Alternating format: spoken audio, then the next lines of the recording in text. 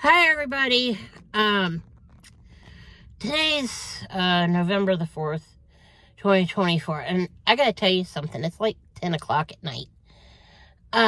The thing I really am looking forward to, because by the time this video, and I'm sorry I'm being really shaky there.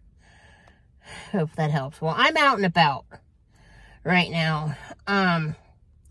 I wanted to say this before I forget and I drive off from where I'm sitting right now. But anyway, by the time this video actually makes it to YouTube, it'll be election day, 2024.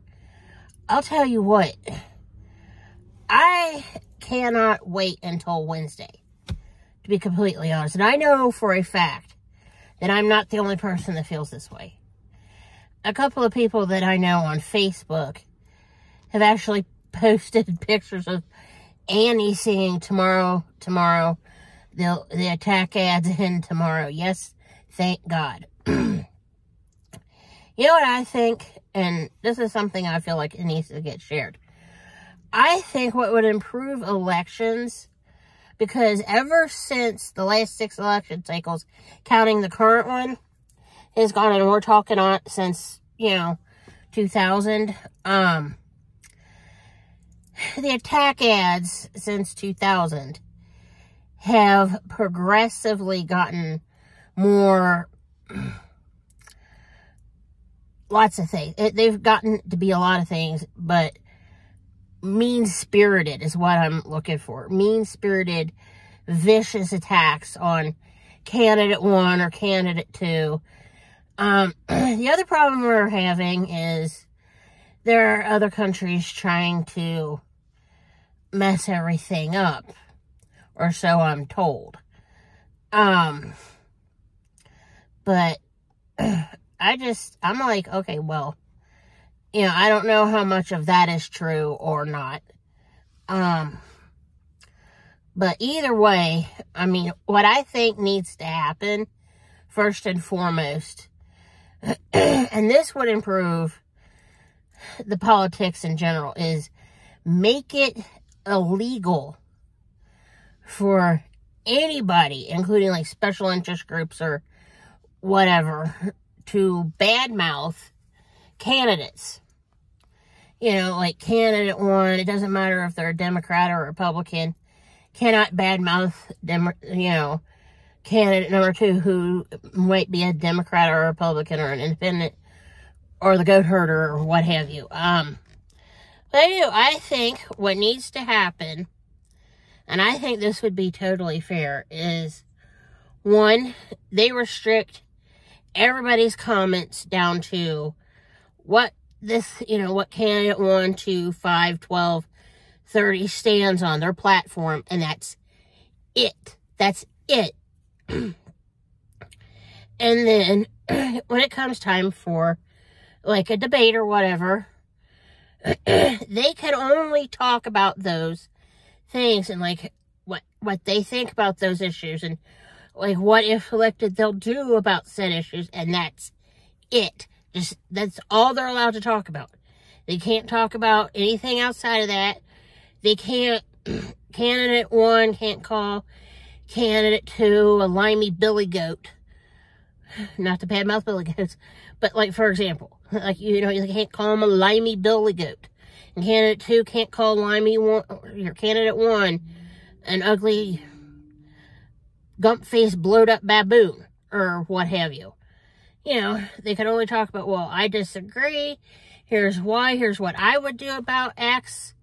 I think if we restrict it down to, like, the name calling, remove the name calling and the viciousness and the attacks and stuff, and make it like what, like, for example, like I had to do in college or university, which was, we get up, you talk about, this is how I feel about this situation or whatever, and leave it at that, and, open it for discussion. That would fix it. Like, for example, back in 1995, I had just returned home from living in the United Kingdom. Because I had I attended university over there, but I came back here to NKU, as a matter of fact, up the street. And I had a political science class. I actually liked that professor. He was pretty good. But he broke us up into groups, and we had to have a debate on stuff. And I remember this. And ironically enough, it was a political science class that this happened in. You know, they talked about, you know, the medical system, like how it needs to be, you know, fixed, or like what it can be done to improve it, or like a universal Medicare or whatever. This is back in 1995. This was before Obamacare happened, mind you. Well, I advocated for it. And I said, well, you know, in England, I mean, granted, it's not perfect. I said, granted, it's not perfect, but it works. You know, and he's like, how would you know? You weren't over there. And I looked at him, and I said, how would you know how I spent my summer this year? I said, I just got home from being there, and I attended classes at, Bedlam, Nottingham Mental Health Facility. I said, and I started rattling off places to him, and he was like, I go, and if you don't believe me, go over to the psychology department and ask doctors 1 and 2. They'll tell you. They were with me. I was in their class. I got an A. I was there. I go, you could ask my parents. I haven't got the pictures developed from when I was, all the pictures developed from when I was over there. I have a few, but they're not of me being at Bedlam or whatever. I mean, granted, they were of, like, you know, a certain Austrian house painter that wrote Mein Kampf. That guy. You know, but that's how I feel about it. I really very firmly believe that we need to have stuff like that going on. The other thing is, and this is something else I want to talk about, this is how I really truly feel about, you know, like when the election results come out.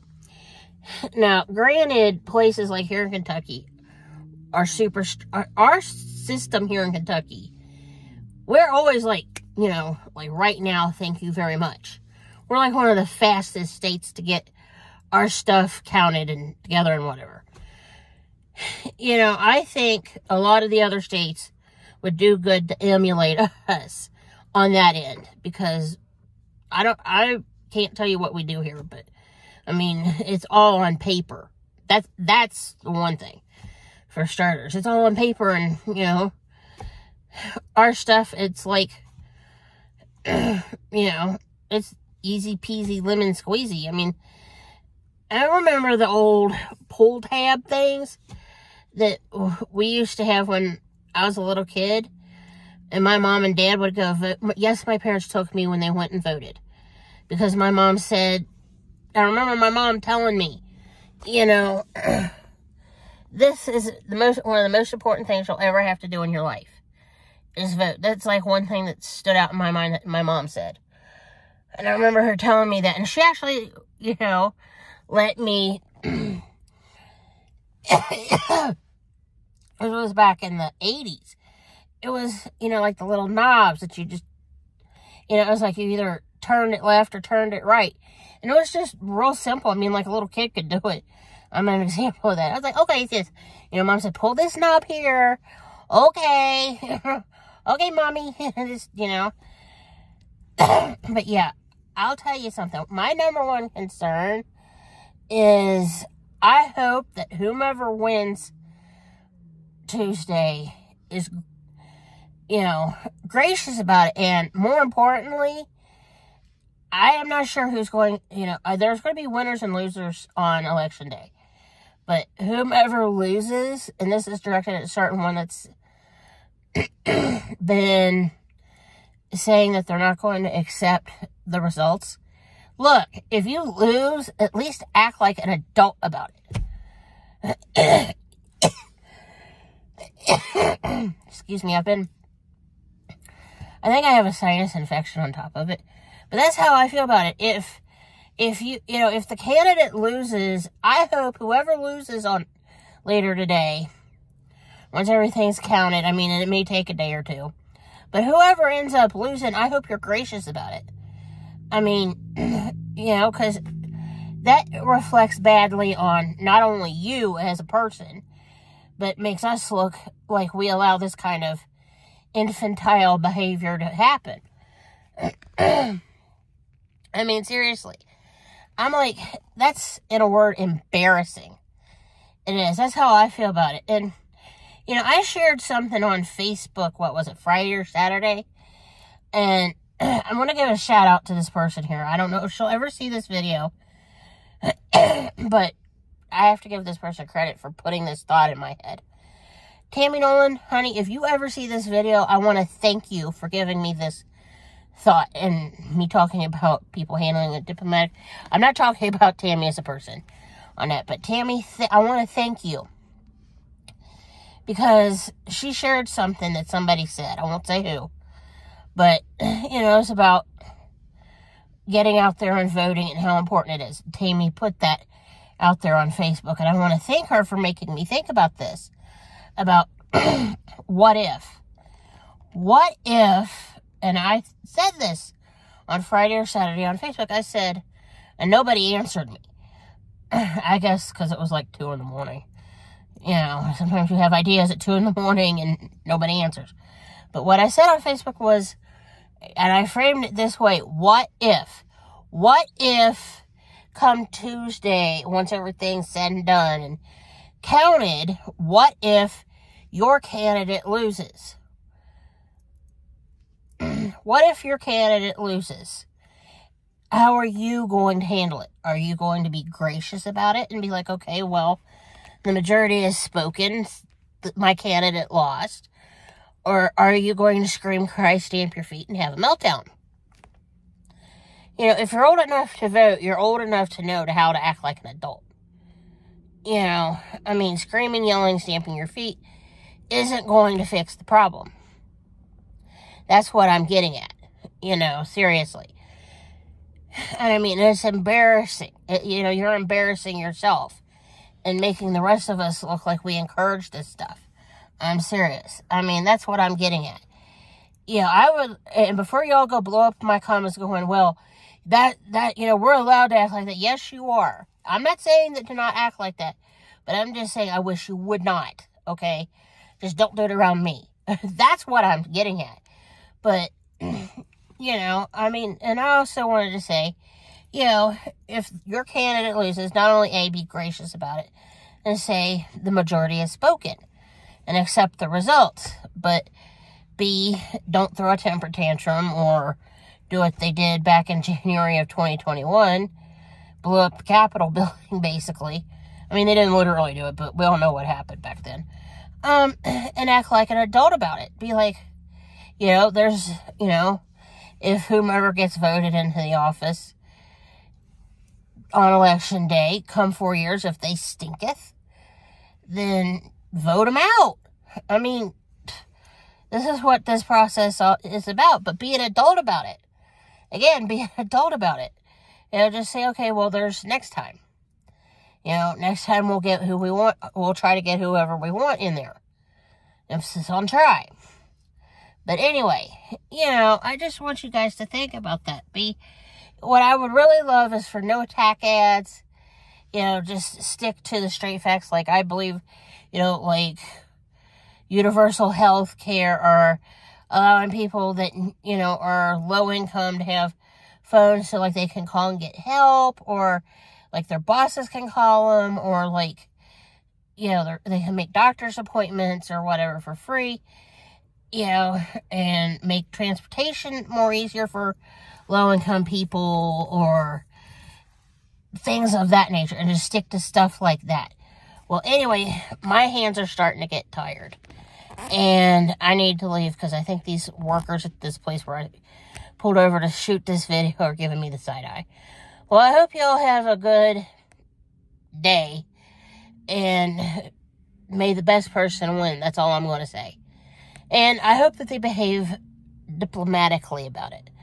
You know, as Winston Churchill once said, diplomacy is telling another person to go to hell to where they make it look, to where they enjoy the trip. Well, anyway, hope y'all have a good evening. Bye.